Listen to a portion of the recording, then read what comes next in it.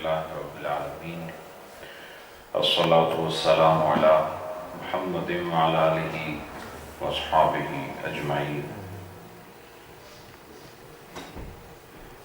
حاضرین محترم، محبت، ذوق اور شوق سے بارگاہ رسالت میں ہدیہ درود پیش فرمائیں۔ الصلاۃ والسلام علیک یا رسول اللہ وعلی آلک واصحابک یا حبیب اللہ۔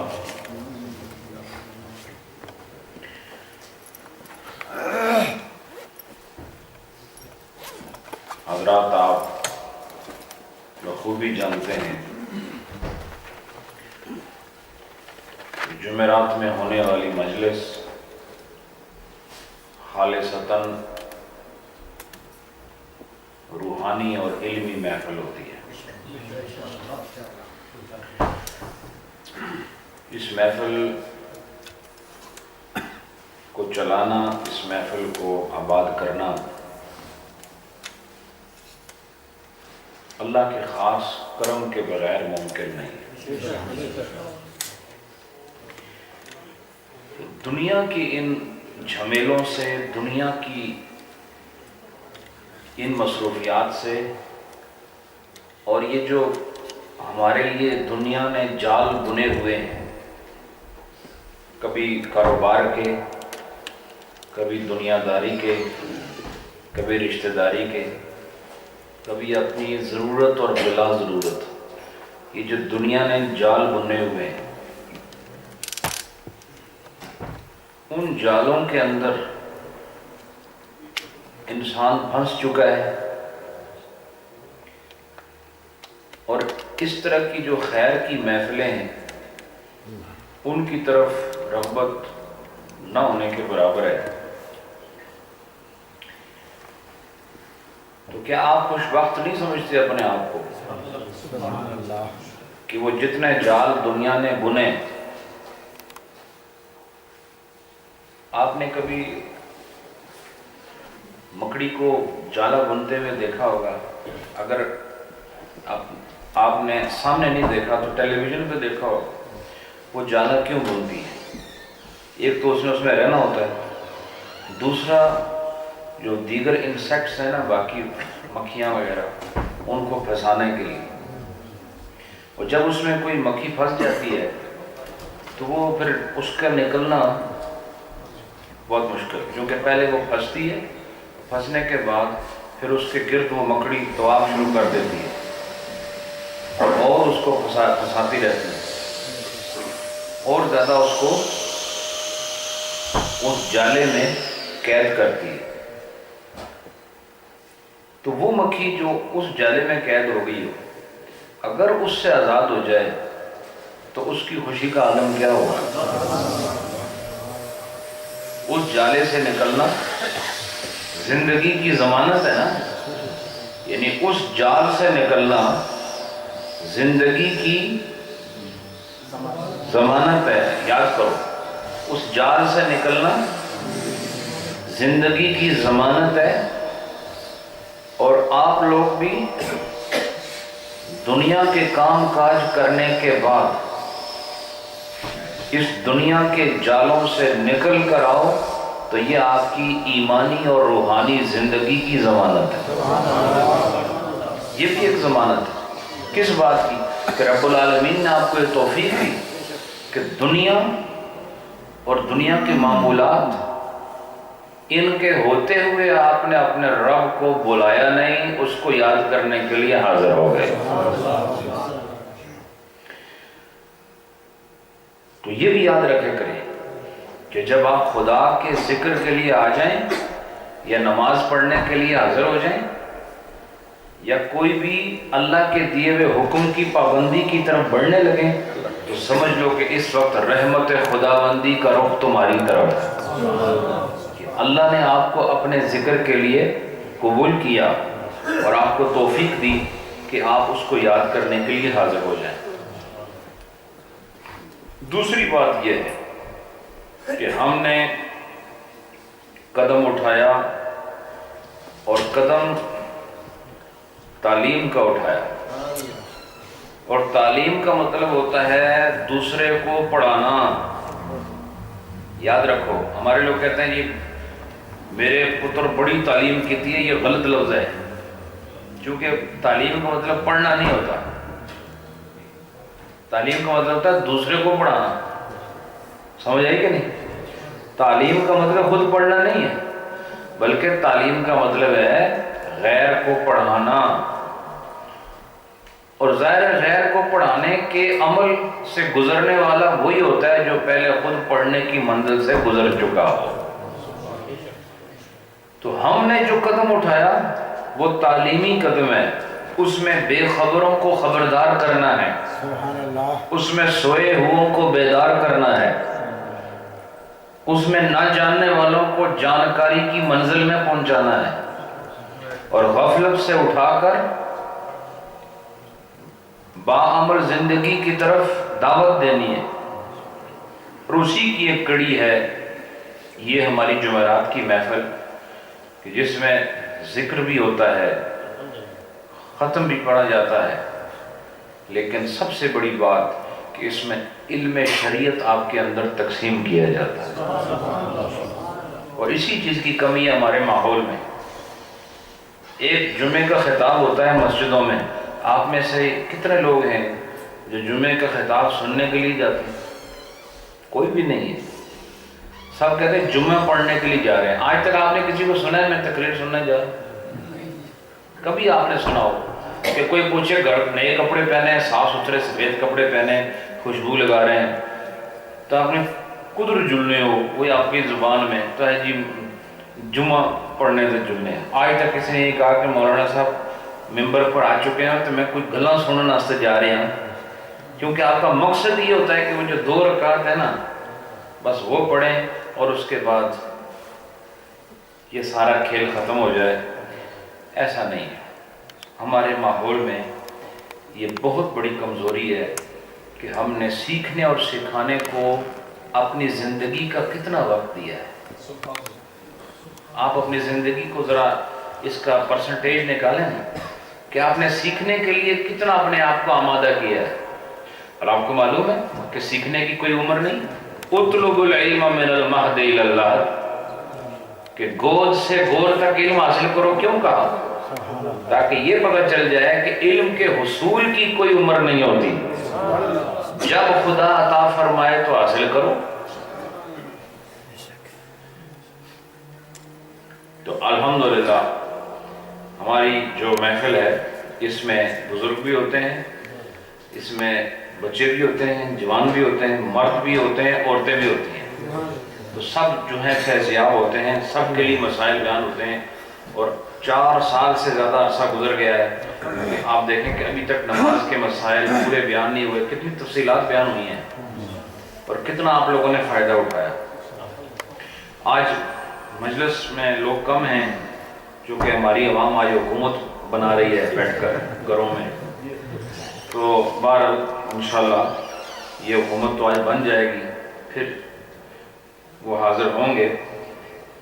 میں نے جو چیپٹر شروع کیا تھا وہ کس بار بیان میں تھا؟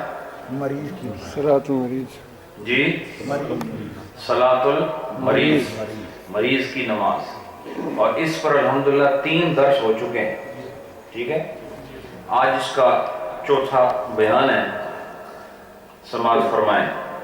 آخری مسئلہ آپ کو میں پھر یاد دلاتا ہوں، کیونکہ اس کا ایک حصہ رہ گیا تھا، وہ پچھلا حصہ بیان کروں تو یہ سمجھ آئے۔ آخری آپ کو مسئلہ یہ بتایا تھا کہ ایک ایسا مریض ہے جو سر بھی نہیں ہلا سکتا، بیڈ پر لیٹا ہوا ہے، ہاتھ پاؤں تو دور کی بات ہے، وہ سر بھی نہیں ہلا سکتا۔ تو جب تک سر ہلا سکتا ہے، آپ کو بتایا تھا کہ اشارے سے وہ رکوع کرے گا، اشارے سے سجدہ کرے گا، اور یہ بھی بتایا تھا کہ احسن طریقہ یہ ہے کہ اگر ایسا آدمی جو سر کے اشارے سے نماز پڑھتا ہے اس کے پیچھے تکیہ رکھا جائے، بتایا تھا آپ کو، روئی یہاں سے پڑھ کے بتایا تھا، تاکہ وہ جب تکیہ رکھیں گے تو وہ صحیح اشارہ کر سکے گا۔ تو ایک وہ مریض ہے جو سر بھی نہیں ہلا سکتا، تو اس کے لیے کیا حکم ہے؟ ہاتھ بھی نہیں ہلا سکتا، پیر بھی نہیں ہلا سکتا، سر کو بھی حرکت نہیں دے سکتا.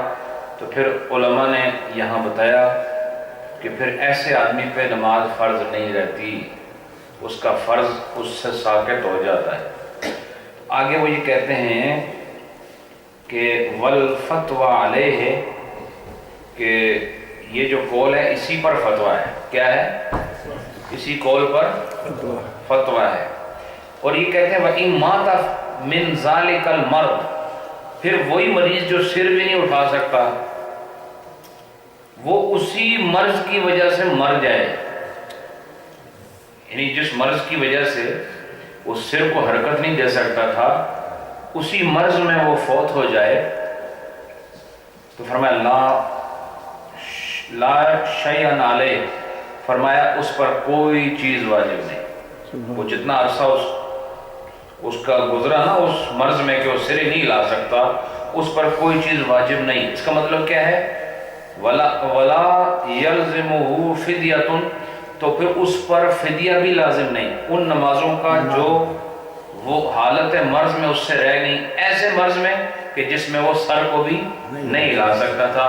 اس سے ایک چیز اور سمجھ آئی، وہ یہ کہ جو نمازیں قضا ہو جائیں، جو نمازیں، سنو اور مسئلہ، جو نمازیں قضا ہو جائیں اور وہ آدمی فوت ہو جائے تو وہ آدمی وصیت کر جائے یا نہ کرے، جو پیچھے اس کی اولاد ہے اس کو چاہیے کہ اپنے والدین کے ترکے سے ہر نماز کا فدیہ ادا کرے. ٹھیک ہے؟ ہر نماز کا فدیہ ادا کرے. یہ تو مسئلہ ہو گیا اسی آدمی کا. اب آگے سنیے، وفی التجرید وَيَفْعَلُ الْمَرِيضُ فِي صَلَاتِهِ مِنَ الْقِرَاءَةِ وَالتَّسْبِيحِ وَالتَّشَهُّدِ مَا يَفْعَلُهُ صَحِیح. کہتے ہیں کہ مریض اپنی نماز میں اسی طرح قرات کرے گا، اسی طرح تسبیح پڑھے گا، اسی طرح تشہد کرے گا جیسے ایک تندرست آدمی کرتا ہے. یہ نہیں ہے کہ وہ اس چیز میں بھی وہ کمی کرے. قرات کیا ہے؟ قرات صحیح آدمی کی کیا ہے کہ وہ سورہ فاتحہ بھی پڑھے گا اور سورہ فاتحہ کے بعد جو سورت ملاتے ہیں وہ بھی پڑھے گا. تو کہا مریض جو اشارے سے نماز پڑھتا ہے وہ بھی پوری سورہ فاتحہ پڑھے گا اور بعد میں سورت ملائے گا. والتسبیح، اور تسبیح کیا ہے؟ رکوع میں کیا پڑھتے ہو؟ سبحان ربی العظیم پڑھتے ہو نا. اور پھر سجدے میں کیا پڑھتے ہو؟ سبحان ربی الاعلیٰ پڑھتے ہو. کہا جس طرح تندرست آدمی یہ پڑھتا ہے مریض بھی اسی طرح اشارے میں جب رکوع کرے گا تو وہ سبحان ربی العظیم پڑھے گا اور جب سجدہ کرے گا تو سبحان ربی الاعلیٰ کہے گا. اور آگے وقت تشہد، اور تشہد میں عام آدمی کیا پڑھتا ہے؟ التحیات پڑھتا ہے. التحیات کے بعد پھر درود شریف پڑھتا ہے، درود شریف کے بعد پھر دعا کرتا ہے. بالکل جیسے تندرست آدمی یہ پڑھتا ہے مریض بھی جو اشارے سے نماز پڑھتا ہے وہ بھی یہ ساری چیزیں اسی طرح پڑھے گا. سمجھ آئیے؟ وَإِنْ عَجَزَ عَنْ ذَلِكَ كُلَّهُ تَرَكَهُ، اور اگر یہ جتنی چیزیں بیان ہوئی ہیں نا، تسبیح ہو گئی، قرات ہو گئی، تشہد ہو گیا، اگر وہ ان چیزوں کے پڑھنے سے بھی عاجز ہے، یہ بھی نہیں پڑھ سکتا. کیسے نہیں پڑھ سکتا؟ کہ اس کی زبان کو مسئلہ ہے یا اس کی طاقت ہی نہیں ہے، ہونٹ ہی نہیں ہلا سکتا، اتنا کمزور ہے. تو فرمایا کہ پھر ایسی صورت میں پھر وہ بے شک ترک کر سکتا ہے، ایسی صورت میں چھوڑ سکتا ہے. اب یہ آپ خود سوچیں کہ بالکل وہ مریض جو حرکت بھی نہیں کر سکتا اس کے مسائل بھی یہاں ذکر ہے نا. تو پتہ چلا اس حال میں بھی نماز کا تصور تو قائم ہے. تو وہ جو تندرست ہیں اور نہیں پڑھتے، یعنی تو مرض، یہ میں آپ کو جو بتا رہا ہوں یہ وہ مرض ہیں جن میں انسان حرکت بھی نہیں کر سکتا، بیٹھ نہیں سکتا، لیٹ سکتا ہے. ایسے مریض آپ نے بہت کم دیکھے ہوں گے جو بیٹھ نہیں سکتے، ہر وقت لیٹے رہتے ہیں. لیکن کیا شریعت نے ان کو معاف کیا نماز؟ نہیں کیا. تو وہ جن کے ہاتھ پاؤں سلامت ہیں، تم اللہ کے سامنے کھڑے کیسے ہو گے؟ ہاتھ اس کے دیے ہوئے، پاؤں اس کے دیے ہوئے، آنکھ اس کی دی ہوئی، سر اس کا دیا ہوا، دماغ اس کا دیا ہوا، ہر چیز خالق کی عطا ہے. اور پھر بھی اس کے آگے جھکنے سے محروم کیسے سامنا کرو گے؟ تو یاد رکھو اللہ کا خوف انسان کو فرما بردار بناتا ہے، اور جو یہاں نہیں ڈرتے وہ وہاں ڈریں گے، جو ادھر ڈر گئے وہاں ڈر سے بچ جائیں گے۔ اس لیے یہیں پہ ڈرنا ہے تاکہ اس ڈر سے بچ جاؤ۔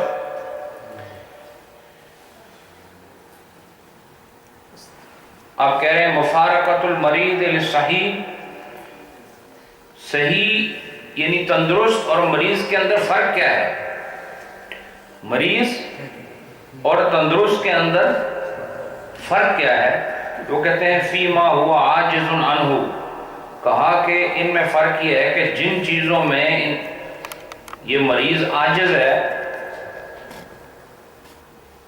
ان میں یہ عاجز ہوگا، فَأَمَّا فِيمَا يَقْدِرُ عَلَيْهِ فَهُوَ كَالصَّحِيحِ، کہا کہ جس چیز میں یہ عاجز ہے اس میں مریض کے مثل ہوگا، اور جس چیزوں پر یہ قادر ہے اس میں بالکل تندرست کے مثل ہوگا۔ سمجھ آئی؟ جو آدمی کھڑا نہیں ہو سکتا بیٹھ سکتا ہے، تو وہ جب بیٹھ کے نماز ہوتی ہے وہ ایسے پڑھے گا جیسے صحیح آدمی پڑھتا ہے۔ اب سمجھ آئی؟ جو آدمی جس چیز میں عاجز ہے اس میں مریض کی طرح پڑھے گا، اور جس چیز میں عاجز نہیں صحیح ادا کر سکتا ہے اس میں بالکل تندرست آدمی کی طرح نماز ادا کرے گا۔ مثلا ایک آدمی کو بیک پین ہے، وہ کھڑا تو ہو سکتا ہے لیکن وہ زیادہ جھک نہیں سکتا، میری بات سمجھ رہے ہیں آپ؟ وہ اسٹریٹ کھڑا ہو سکتا ہے لیکن اگر بینڈ ہوگا تو کمر میں درد ہوگا اور شدید درد ہوگا، تو پھر کیا مسئلہ ہے؟ تو انہوں نے کہا کہ مسئلہ یہ ہے کہ وہ یوں کرے گا کہ یہ بینڈ ہونے میں وہ مریض کی طرح بینڈ ہوگا اور کھڑے ہونے میں وہ تندرست کی طرح کھڑا ہوگا، یعنی جس چیز میں وہ صحیح ہے اس میں صحیح لوگوں کی طرح نماز پڑھے گا، اور جن چیزوں میں وہ مریض ہے ان میں مریضوں کی طرح نماز پڑھے گا۔ یہ نہیں کہ ایک چیز کی وجہ سے سب کچھ مریضوں کی طرح شروع کر دے۔ سمجھ آئی کیا نہیں؟ یعنی جس چیزوں میں آپ عاجز ہو، عاجز عربی میں عاجز اور انگلش میں اس کو ڈسیبل کہتے ہیں، اور عربی میں کیا کہتے ہیں اس کو؟ عاجز۔ عاجز وہ ہوتا ہے جو کوئی کسی چیز کے کرنے پر قادر نہ ہو، اس کو عاجز کہتے ہیں، اور عاجز کا اپوزٹ قادر ہے۔ بات سمجھے کیا نہیں؟ یعنی قادر جو کر سکتا ہے، عاجز جو نہیں کر سکتا، اور قادر ایبل اور عاجز ڈس ایبل۔ یہ انگلش اور عربک میں آپ بتا رہا ہوں۔ تو فرمایا کہ جس چیز میں وہ صحیح ہے اس میں وہ بالکل تندرست آدمی کی طرح نماز پڑھے گا، اور جس چیز میں ڈس ایبل ہے اس میں ڈس ایبل کی طرح نماز پڑھے گا۔ چونکہ یہاں ہوتا ہی ہے کہ آدمی کو ایک چیز بیماری لگے تو وہ ساری نماز مریضوں کی طرح پڑھ دیتا، ایسا نہیں ہوگا۔ آپ کو چھوٹ اس چیز میں ہے جس میں آپ حقدار ہو، اور جس میں حقدار نہیں اس میں اگر بے حق خود اپنے ہاتھ سے حق حاصل کرو گے تو حق نہیں ملے گا۔ کیسے نہیں ملے گا؟ جو پڑھو گے قبول ہی نہیں ہوگا۔ تو نماز آدمی کیوں پڑھتا ہے؟ قبول کرانے کے لیے یا مردود کرانے کے لیے؟ قبول کرانے کے لیے۔ تو لہٰذا اپنی نمازوں کی حفاظت کرو، جس چیز میں آپ ڈسیبل ہو اس کو ڈسیبل کی طرح پڑھو، اور جس چیز میں ایبلٹی موجود ہے اس کو پورا مکمل طریقے سے ادا کرو۔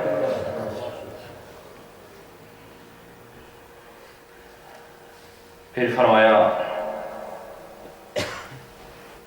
فَإِن كَانَ يَعْرِفُ الْقِبْلَةَ، اگر ایک آدمی قبلے کی سمت تو جانتا ہے، گھر میں بیٹھا ہے اور اس کو پتہ ہے کہ قبلہ کس طرف ہے، وَلَكِنْ لَا يَسْتَطِيعُ أَن يَتَوَجَّهَ إِلَى الْقِبْلَةِ، لیکن وہ اس بات کی طاقت نہیں رکھتا کہ وہ اپنے آپ کو قبلے کی طرف پھیرے۔ ایسا ہو سکتا ہے نا؟ کیسے ہو سکتا ہے؟ مثال کے طور پر اس کی ہڈیاں ٹوٹ گئی ہیں، سمجھ آ رہی میری بات؟ اب وہ خود اس کو پتہ ہے قبلہ، ابھی قبلہ اس طرف ہے نا، یہ جدھر میری بیک ہے یہ قبلے کا رخ ہے۔ تو مثال کے طور پر جس طرح ہمارے حاجی صاحب بیٹھے ہیں، اسلام صاحب، تو ان کا منہ ادھر ہے نا آپ کی طرف ادھر، تو اب ان کو پتہ ہے قبلہ اس طرف ہے، پتہ ہے ان کو، لیکن ان کے پاس اتنی طاقت نہیں کہ یہ مڑ کر قبلے کی طرف منہ کریں. تو پھر اب ایک صورت اور بیان کرتے ہیں، اس مسئلے کو ذہن میں رکھنا. وَلَمْ يَجِدْ أَحَدًا يُحَوِّلَهُ إِلَى الْقِبْلَةِ، اور ان کو کوئی ایسا آدمی بھی وہاں موجود نہیں کہ وہ ان کو قبلے کی طرف پھیر دے. دیکھو تسی افسوس کیوں کرو چنگے پالے جاتے جسے کہہ رہے ہو وہ باقی ہونا تھی ہڈیاں توڑ.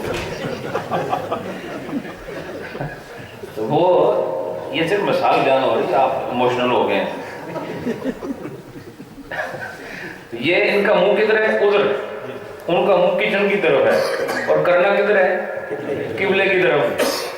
اب ان کی اپنی طاقت کوئی نہیں کہ یہ منہ ادھر کرے، اور وہاں وَلَمْ يَجِدْ أَحَدًا يُحَوِّلُهُ إِلَى الْقِبْلَةِ، اور وہاں کوئی آدمی ایسا موجود بھی نہیں جو ان کو قبلے کی طرف پھیر دے. تو پھر کیا کرے؟ فی ظاہر الروایہ انہ یصلی کذالک ولا یعید، کہا کہ یہ پھر جس حال میں بیٹھے ہیں نا اسی حال میں نماز پڑھ لیں اور بعد میں دہرانے کی بھی ضرورت نہیں ہے. سمجھ آ گئی؟ اب یہ مسئلہ آپ کے علم میں اضافہ ہوا ہے، یہ فائدہ ہے اس مجلس سے. یہ مسئلہ سمجھ آیا؟ اب اس کی دوسری صورت سنو. فَإِن وَجَدَ أَحَدًا يُحَوِّلُهُ إِلَى الْقِبْلَةِ، اگر ان کے پاس کوئی آدمی موجود ہے جو ان کو قبلے کی طرف پھیر سکتا ہے، مثلا ان کو تکلیف ہے تو یہ انہوں نے دیکھا کوئی ہے، گھر والے ہیں، بیٹا ہے، بھائی ہے، کوئی موجود، ان کو پتہ چل گیا کوئی ہے، تو پھر کیا ہوگا؟ کہا کہ ينبغي، تو کہا کہ پھر مناسب یہ ہے ان يأمرہ حتی یحولہ، تو پھر کہا کہ طریقہ یہ ہے کہ یہ اس کو کہیں کہ تم مجھے قبلے کی طرف پھیر دو. کیا کہیں؟ مجھے میرا منہ کدھر کرو؟ قبلے کی طرف کرو. فَإِن لَمْ يَأْمُرْهُ وَصَلَّى عَلَى غَيْرِ الْقِبْلَةِ لَا يَجُوزُ، کہا کہ اگر وہ آدمی موجود تھا اور انہوں نے اس کو کہے بغیر یہ کہا کہ میں تو قبلے کی طرف نہیں مڑ سکتا، اور آدمی موجود تھا اور انہوں نے اس کو کہا نہیں کہ میرا منہ قبلے کی طرف کرو، اسی حالت میں نماز پڑھ لی، تو کہا کہ اس کی نماز نہیں ہوئی، اس کی نماز نہیں ہوئی. اب مسئلہ یہ ہے کہ اگر یہ اکیلے ہوں یا کوئی مریض اکیلا ہو چلو اور اس کو کوئی قبلے کی طرف پھیرنے والا نہیں، تو حکم کیا ہے کہ وہ اسی حالت میں نماز پڑھ لے. لیکن اگر کوئی موجود ہے اور وہ اس حالت میں نماز پڑھ لے، ہو جائے گی؟ نہیں ہوگی. تو کیا کہا کہ یہ اس کو کہیں، گزارش کریں کہ میرا منہ قبلے کی طرف پھیرو. ہاں اگر یہ اس کو کہیں میرا منہ قبلے کی طرف پھیرو اور وہ برٹش بورن ہے، وہ پھیرتا ہی نہیں، پھر بھی یہ اسی طرح منہ کر کے نماز پڑھ لیں، پھر ہو جائے گی. اب سمجھے بات؟ لیکن کہنا ضروری ہے. جب تک کہو گے نہیں اس حالت میں نماز جائز نہیں ہوگی. کہنے کے بعد آپ نے حکم پورا کر دیا شریعت کا، شریعت نے سمجھ لیا کہ آپ پھر بھی معذور ہیں اس کے ہوتے ہوئے کہ وہ اب آپ کی مدد نہیں کر رہا، آپ نے اپنا کام کر دیا، تو آپ اسی حالت میں نماز پڑھو، اللہ اپنا کام کرے گا. سمجھ آئی؟ یہ ہوتا ہے. تو جو اسی طرح مثلا ایک آپ کو پتہ ہے کہ پانی موجود ہے اور اس کے باوجود آپ تیمم کر رہے ہیں، تو آپ تیمم کیوں کرتے ہیں؟ جی میں اس کی جاننا ہے، اس نے شکل دیکھو، پانی دینا ہی نہیں ہے، تو یہ شکل سے بات نہیں بنے گی، اس کو پوچھنا پڑے گا، اس سے کہنا پڑے گا کہ جناب مجھے پانی دو تو مجھے وضو کرنا ہے. اگر وہ کہے کہ میں نہیں دیتا تو پھر حکم یہ ہے کہ پھر وہ جو 2 میل اور میل کی جو شرائط ذکر ہوئے نا، 1 میل تک پانی تلاش کرو، اس صورت میں پھر 1 میل تک پانی نہ ملے تب جا کے پھر آپ تیمم کر سکتے ہیں. لیکن اگر آپ کو پانی کسی کے پاس نظر آتا ہے تو اس کی شکل دیکھ کے خود فیصلہ نہیں کر سکتے. جب تک کہو گے نہیں مسئلہ پورا نہیں ہوتا. اسی طرح مریض اگر کوئی اسے آدمی ملتا ہے جو اس کا منہ قبلے کی طرف پھیر دے گا تو وہ اگر اس کو کہے بغیر نماز پڑھ لے گا تو نماز نہیں ہوگی، اور اس کو کہہ دے گا تو یا وہ اس کو پھیر دے گا تب بھی نماز ہو جائے گی، نہیں پھیرے گا تب بھی نماز ہو جائے گی. ٹھیک ہے. اس کے بعد وَكَذَلِكَ إِذَا كَانَ عَلَى فَرْشٍ نَجِسٍ کا اسی طرح اگر کوئی آدمی مریض ہے، دیکھو مرض مختلف طریقے کے ہوتے ہیں. میں عظمت اور رفت جو اللہ نے ان ائمہ کرام کو دیے میں اس کو سلام پیش کرتا ہوں کہ ان لوگوں نے کیسے کیسے مسائل ذکر کیے. پڑھو تو پتہ چلتا ہے کہ فقہائے کرام کو خدا تعالیٰ نے کیا بڑا کام ان کے سپرد کیا اور کس حسن انتظام سے انہوں نے اور حسن کمال سے انہوں نے مسائل کو ذکر کیا. اب یہ کہتے ہیں کہ ایسا مریض ہے کہ جو ناپاک بچھونے پر ہے. کیسے بچھونے پر ہے؟ تو ایسے مریض بھی ہوتے ہیں. دیکھو یہ 5 کتنے 100 سال پرانی کتاب ہے، کو پتہ ہی ہے. یہ اورنگزیب عالمگیر کے دور کی کتاب ہے. ٹھیک ہے نا. اس دور میں یہ مسائل مرتب ہوئے.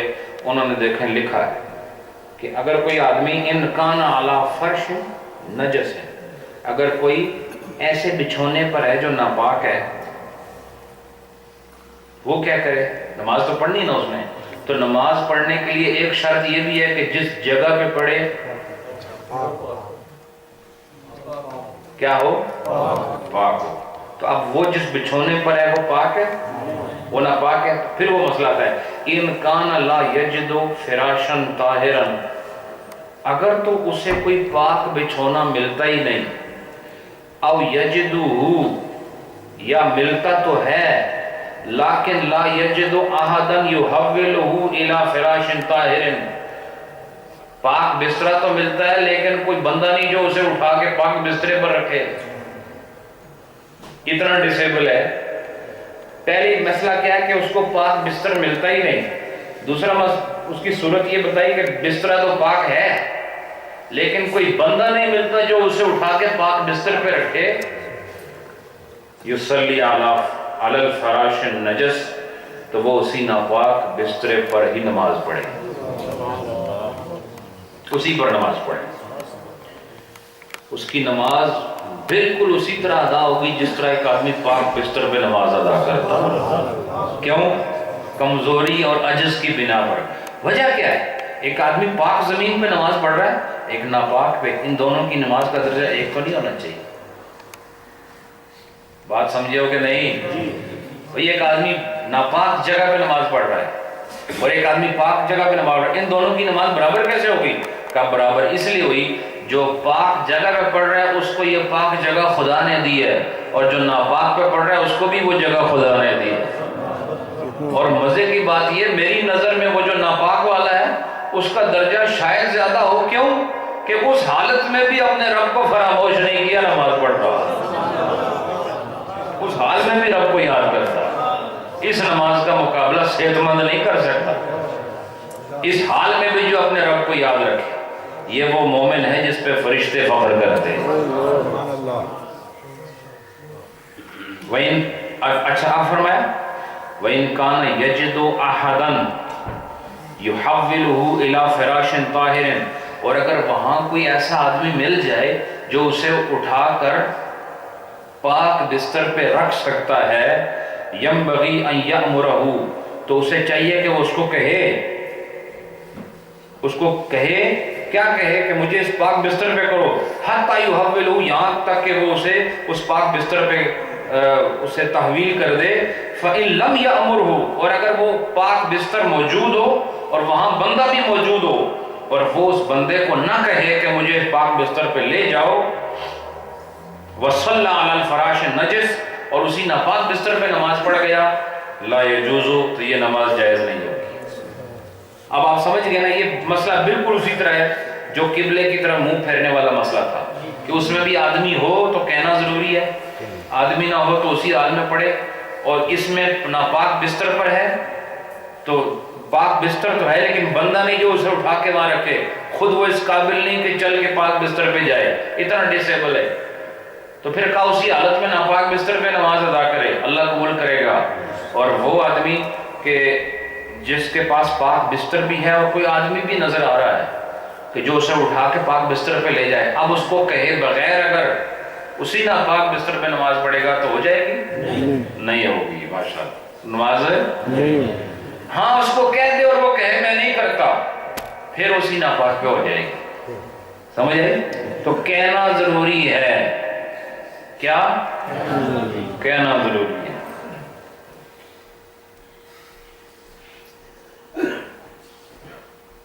مریض تحتہ ثیاب نجسۃ، ایک مریض ہے جس کے نیچے جو لباس بچھا ہوا ہے، جو بستر ہے یا کوئی کمبل یا کوئی چیز بچھی ہوئی ہے لیکن وہ ہے ناپاک. کیا ہے؟ ناپاک. ان کان بحال لا یبسط شیء الا ویتنجس من ساعته یصلی علی حالہ. کہتے ہیں ایک آدمی ہے، دیکھو مسائل غور کرو ذرا، ایک آدمی ہے اس کے نیچے ناپاک بچھونا بچھا ہوا ہے، مثلا بستر بیڈ لگا ہوا ہے، بیڈ کے اوپر کمبل ڈلا ہوا ہے اور کمبل کیا ہے؟ ناپاک. کمبل کیا ہے؟ تو یہ کہتے ہیں کہ اگر وہ ایسے حال سے گزر رہا ہو، اس کے مرض کی یہ کیفیت ہو کہ جیسے ہی دوسرا کپڑا ڈالا جائے گا وہ بھی فوراً ناپاک ہو جائے گا. ایسے مریض ہو سکتے ہیں کہ یہ جو کپڑے نیچے بچھائے ہوئے ہیں، کوئی لباس یا بچھونا یا کمبل بستر، یہ اگر چینج بھی کر دیں دوسرا جیسے ڈالیں گے اسی وقت فوراً، شرط کیا ہے کہ وہ اسی وقت فوراً ناپاک ہو جائے گا. تو پھر اس دوسرے کپڑے ڈالنے کا کوئی فائدہ ہے؟ کیوں کہ وہ فوراً ناپاک ہو جائے گا.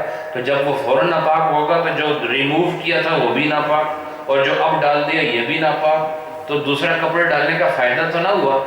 کہا پھر وہ اسی نجس کپڑے پر نماز پڑھ سکتا ہے، کیونکہ جیسے ہی دوسرا کپڑا ڈالیں گے دوسرا کپڑا بھی ناپاک ہو جائے گا، تو لہذا اس کی ضرورت نہیں.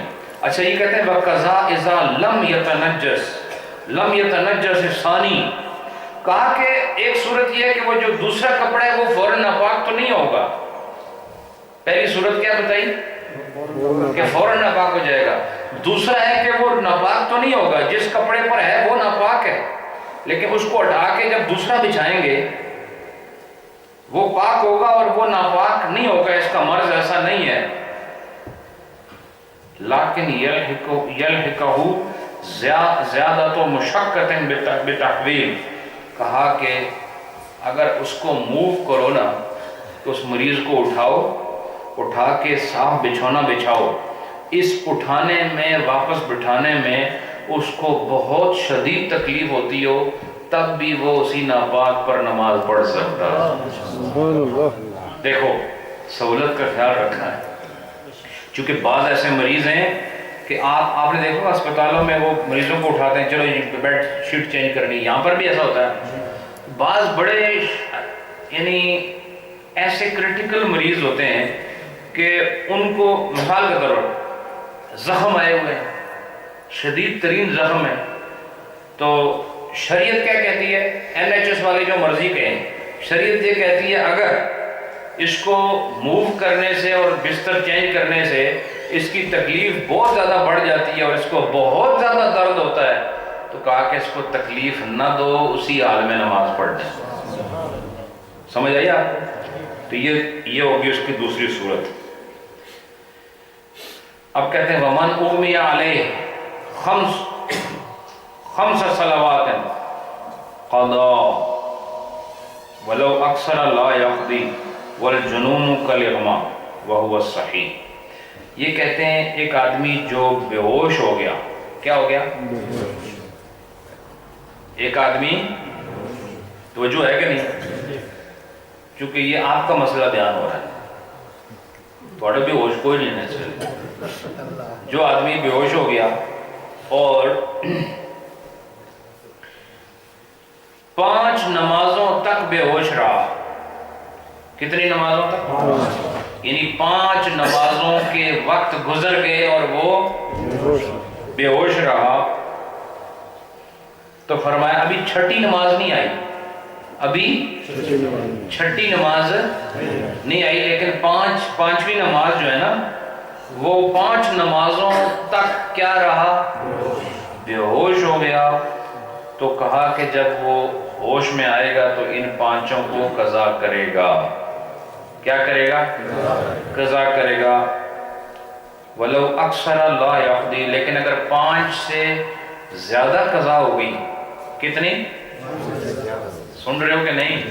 ایک آدمی کو 6 نمازیں قضا ہوئی بے ہوشی میں، تو کہا کہ اب اس کے اوپر ان کی قضا نہیں۔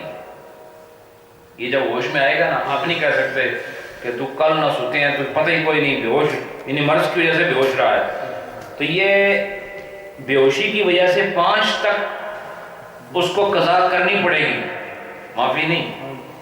5 سے زیادہ ہو تو پھر معافی ہے، یعنی 6 نمازیں اگر قضا ہو جائے نا تو پھر کیا کرے گا یہ؟ اب اس کو وہ پچھلی قضا کرنے کی ضرورت نہیں، جب یہ ہوش میں آیا تو اس وقت کی نماز اس پر فرض ہو جائے گی۔ لیکن اگر 6 سے کم ہے تو پھر یہ پہلے وہ 5 نمازیں بھی پڑھے گا، بعد میں اس وقت کی نماز پڑھے گا۔ یہ مسئلہ سمجھ آیا؟ یہ بھی مریض کی بات ہو رہی نا، بے ہوش کون ہوتا ہے؟ مریض ہی ہوتا ہے۔ اچھا، والجنون کالاغماء، اور جو آدمی پر دماغ کا دورہ پڑتا ہے اور وہ پاگل ہو جاتا ہے لیکن وہ اگلے لمحے ٹھیک بھی ہو جاتا ہے، تو کہا کہ یہ پاگل ہونا، جنون، یہ بھی بے ہوشی کے حکم میں ہے۔ جو آدمی 5 وقت کی نمازوں تک پاگل رہا، مثال کے طور پر اس کو پتہ ہی نہیں دنیا کیا ہوتی ہے تو آخرت کیا ہوتی ہے، اس کو ٹھنڈے گرم کا نہیں پتہ، اس کو کوئی پتہ نہیں میں کیا کہہ رہا ہوں، ہے وہ بے ہوش نہیں ہے لیکن کیا ہے؟ مجنون ہو گیا۔ کیا ہوا؟ تو اگر یہ 5 نمازیں ہیں تو جب یہ اس کو جنون سے افاقہ ہوگا تو اس کو بتایا جائے گا کہ تمہاری 5 نمازیں رہ گئی، پڑھو، اس پر لازم ہے، وہ پڑھے گا۔ اور اگر 6 ہو گئی تو یہ پھر اس کے ذمہ وہ فرض نہیں۔ اس کے بعد فرمایا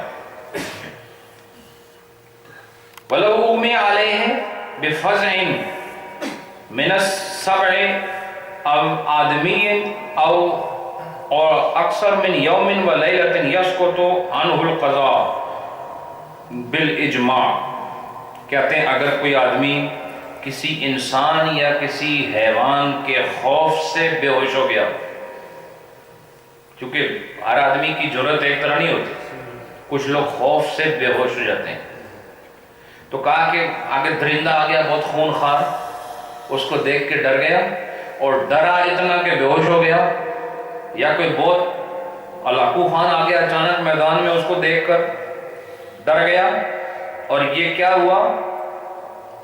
بے ہوش ہو گیا۔ اور یہ بے ہوش کتنا ہوا؟ 5 نمازوں سے زیادہ وقت، 1 دن اور 1 رات سے زیادہ، تو اس میں چھٹی نماز آ جاتی ہے۔ 1 دن اور 1 رات میں کتنی نمازیں؟ 5۔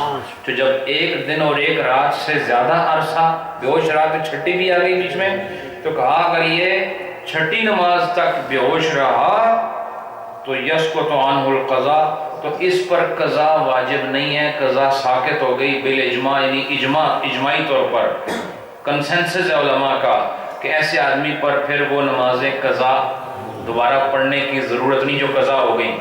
کس آدمی پر؟ جو کسی حیوان یا انسان کو دیکھ کر اس کے خوف سے ڈر گیا اور ڈر کر بے ہوش ہوا اور اتنی دیر بے ہوش رہا کہ جس میں 6 نمازیں قضا ہو گئی۔ کتنی؟ 6 نمازیں قضا ہو گئی۔ تو پھر یہ کیا کرے گا؟ پچھلی نمازیں قضا اس کے ذمہ واجب نہیں ہے، اور اگر 6 نہیں تھی بلکہ 5 تھی تو پھر اس کے ذمہ قضا ہے۔ بات سمجھ آئی کہ نہیں؟ آگے سنو۔ وَلَوْ شَرِبَ الْخَمْرَ، کسی آدمی نے شراب پی، اس نال بھی ہوش نہیں نہ رہنا، دیکھو انہوں نے ہر چیز بیان کی۔ ایک وہ آدمی ہے جس کو ہوش نہیں رہا، وہ حیوان دیکھ کے بے ہوش ہو گیا ہے جی، موٹا تازہ گینڈا دیکھا تو ڈر گیا، تو دوسرے دن آنکھ اس نے کھلی کہ وہ ہے تو نہیں تھے، تو اب اس کا حکم کیا ہے؟ بتاؤ مجھے اس کا حکم کیا ہے؟ قضا نہیں ہے۔ کب تک نہیں ہے؟ چھٹی جاتا، اگر 6 نمازوں تک 6 نمازوں تک بے ہوش رہا. یہ لفظ یاد کیا کرو. آپ ایسے سمن بکون بیٹھ رہتے ہو. یہ مسائل جو میں بتا رہا ہوں یہ اصل خزانہ ہے. تقریر اور یہ چیزیں آسان ہوتی ہیں, یہ مشکل کام ہے. اچھا دوسرا آدمی کون ہے؟ وَلَوْ شَرِبَ الْخَمْرَ, جس آدمی نے شراب پی حَتَّى ذَهَبَ عَقْلُهُ, اور اتنی پی کہ اس کی عقل جاتی رہی. شراب 1-2 گھونٹ سے عقل نہیں جاتی, اس کی ایک خاص مقدار ہے. وہ جب آپ اس کا انٹیک ہوتا ہے نا, ایک خاص اس کی کوانٹٹی ہے, اتنا کوانٹٹی جب انٹیک ہو جائے تو پھر آدمی کی عقل جاتی رہتی ہے. اور اکثر جو آپ کو یہ لڑکھڑاتے نظر آتے ہیں روڈوں پر, یہ اس کوانٹٹی کی حدوں سے نکل چکے ہوتے ہیں, اس لیے لڑکھڑاتے ہیں. تو یہ کہتے ہیں کہ کسی نے شراب پی یہاں تک کہ اس کی عقل چلی گئی, اب عقل نہیں اس میں. کتنا اکثر من یوم و لیلۃ, وہ ایک رات اور ایک دن سے زیادہ اس کو عقل موجود نہ رہی. تو پیچھے جتنے مسائل میں نے بتائے, ایک رات اور ایک دن بے ہوشی کے, جنون کے, اس میں کیا مسئلہ بتایا کہ اگر ایک دن اور ایک رات سے زیادہ بے ہوش رہا تو وہ نمازیں قضا ہیں نہیں ہیں. ماشاءاللہ وہ قضا ہیں. لیکن کہا کہ یہ جو شرابی ہے اس کی عقل اگر ایک دن اور ایک رات سے زیادہ تک غائب رہے تو اس کے لیے یہ حکم نہیں ہے, اس پر وہ لازم عذاب ہے. حالانکہ یہ بھی تو عقل سے فارغ تھا نا, بے ہوشی تھا. یہ بھی جنون کی صورت تھی نا, اس کو کوئی پتہ نہیں چلتا دن ہے رات ہے, سفر میں ہے, جہاز میں ہے, پانی کے اندر ہے, کوئی پتہ نہیں ہے, خود جہاز بنا ہوا ہے. سمجھ آئی کہ نہیں؟ تو کہا ایک دن اور ایک رات سے زیادہ بے ہوش رہا اور اس کی عقل جاتی رہی تو فرمایا لا یسقط, اس پر حکم یہ ہے کہ اس سے یہ نمازیں ساقط نہیں ہوں گی. کیوں کہ بے ہوش ہونا خوف سے یہ انسان کی کمزوری ہے, خود کوئی نہیں چاہتا وہ بے ہوش ہو جائے. اور ایک آدمی جو جانور کو دیکھ کے خوف سے بے ہوش ہو گیا تو یہ خوف اس نے خود تھوڑی پیدا کیا. تو اللہ کی طرف سے ایک آدمی مجنون ہو گیا تو خود کوئی مجنون ہوتا ہے؟ شراب تو خود پی جاتی ہے, اس کے نتیجے میں عقل جاتی ہے نا. شراب پینے کے نتیجے میں عقل جاتی ہے. اس لیے کہا تیرا حساب ہونا وچو نہیں, تو بہت بڑی بدعقلی اور بدفعلی کی تھی ہے. کس طرح کہ تم نے شراب پی لی ہے لہذا تم اس حکم میں شامل نہیں, تمہارے ذمہ وہ نمازیں باقی ہے تو پڑھنی. اس سے پتہ چلا شرابی آدمی پر بھی کوئی آدمی شراب پیتا ہو تو وہ نماز پڑھنے آئے تو آپ یہ نہیں کہہ سکتے تم شرابی ہو نماز پڑھتے ہو. آج آپ کو مسئلہ بتا دیا کہ شرابی کے ذمہ بھی نماز باقی رہتی ہے. اس لیے آپ اس کے شراب پینے سے تو نفرت کر سکتے ہیں, لیکن جب وہ اللہ کے آگے جھک رہا ہو تو اس سے روکنے کی ضرورت نہیں کر سکتے. وہ اپنے رب کے آگے جھک رہا ہے. اور یاد رکھو جتنا کوئی بدکار ہے, جتنا اللہ سے دور ہے, اس کو گلے لگاؤ. جو دنیا میں زنا کرتا ہے, شراب پیتا ہے اور غیر شرعی حرکات کرتا ہے, اس سے نفرت نہ کرو, اس کو قریب لاؤ, اس کو اسلام کی خوشبو اس کے روح میں مہکاؤ, محبت سے اس کو اس جانب لے کر آؤ. کیوں کہ اگر وہ اللہ کی نافرمانی کے بعد نماز پڑھتا ہے تو شریعت کہتی ہے اس پہ نماز فرض ہے. پتہ چلا کہ جب وہ اطاعت کرتا ہے تو وہ اطاعت ہی ہوتی ہے, جب بغاوت کرتا ہے تو وہ بغاوت ہوتی ہے. جب وہ شراب پیتا ہے اس وقت وہ گناہگار ہوتا ہے, اور جب وہ نماز پڑھتا ہے اس وقت اس کو ثواب مل رہا ہو. بات سمجھ آئی کہ یہ بھی آپ کو درس ہے. اب ایک مسئلہ اور عرض کر کے میں ختم کرتا ہوں, کیونکہ آج میں نے آپ کو کافی ٹاپ اپ کیا ہے, میں نے کافی آگے. ولو شرب البنج, اب یہ یہاں دیکھیں انہوں نے بنج لکھا ہے یہاں, اصل میں یہ بھنگ ہے. کیا ہے؟ تو میں نے اس کو بڑا تلاش کیا, چونکہ جب میں نے پڑھا اس کو تو اس وقت ہمارے محترم عاشق صاحب بھی وہاں تھے. میں یہ کتاب سامنے رکھی تھی, کھولی نہیں تھی, ان کا انتظار کر رہا تھا یہ جائیں تو پھر میں شروع کروں.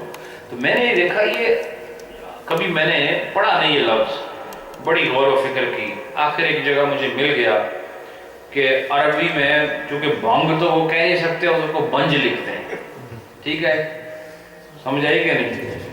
بنج، منج سمجھتے ہو کہ نہیں؟ منج اسی وزن پر ہے بنج. تو بنج کس کے لیے کہتے ہیں؟ بھنگ کے لیے. کس کے لیے؟ بھنگ کے لیے. تو یہ کہتے ہیں کسی نے اگر بھنگ پی لی، اب ایک دوا یا کوئی دوائی پی لی، اب دیکھو اتنا عرصہ پہلے، کئی سو سال پہلے بھی ایسی دوائیاں تھیں جن میں نشہ تھا. دیکھو دوا کا ذکر کیا بنج کے ساتھ. آج کل جو آپ کو بعض دوائیاں ملتی ہیں وہ کہتے ہیں کہ یہ کھانے سے پہلے وہ آپ کو کوشن دیتے ہیں، کیا کہ ڈرائیو مت کریں، آپ کو ڈراؤزی فیل ہو سکتا ہے، کیونکہ اس کے اندر جو انگریڈینٹس ہوتے ہیں ان کو پتہ ہوتا ہے کہ بعض ایسی چیزیں ہیں یا کوڈین وغیرہ تو وہ آدمی خواب آور ہوتی ہیں. کیا ہوتی ہیں؟ انسان کو نیند دلاتی ہے. تو انہوں نے کہا اگر کسی آدمی نے بھنگ پی ہے یا ایسی دوائی پی ہے کہ جس میں اثرات وہی ہیں، حتی ذہب عقلہ اکثر من یوم و لیلۃ، تو کہا وہ آدمی اس کی بھی ایک دن اور ایک رات سے زیادہ عقل غائب رہی یہ بھنگ پینے سے یا ایسی دوائی پینے سے. تو اس کی مثال یہ ہے کہ یہاں کوئی آپ کو ایسی دوائی دے دیتا ہے آپ کا ڈاکٹر کہ وہ کھانے کے بعد آپ 6 نمازوں تک سوتے رہے یا 6 نمازوں تک آپ کی عقل ہی کام نہیں کر رہی تھی. تو آپ جب 7ویں نماز کے وقت آپ کی عقل واپس آئی اور بے ہوشی سے ہوش میں آئے، تو آپ کا کیا مسئلہ ہے؟ آپ کو پچھلی وہ 6 نمازیں پڑھنی ہیں کہ نہیں؟ وہ یہ کہتے ہیں نہیں، یہ آپ کو پڑھنی پڑیں گی.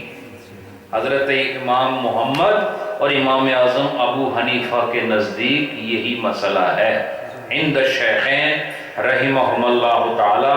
اگر کسی آدمی نے بھنگ پی ہو اور کسی آدمی، چونکہ بھنگ بھی اپنی مرضی سے پی ہے نا اور دوائی بھی اپنی مرضی سے پی ہے، تو یہ جو اس کو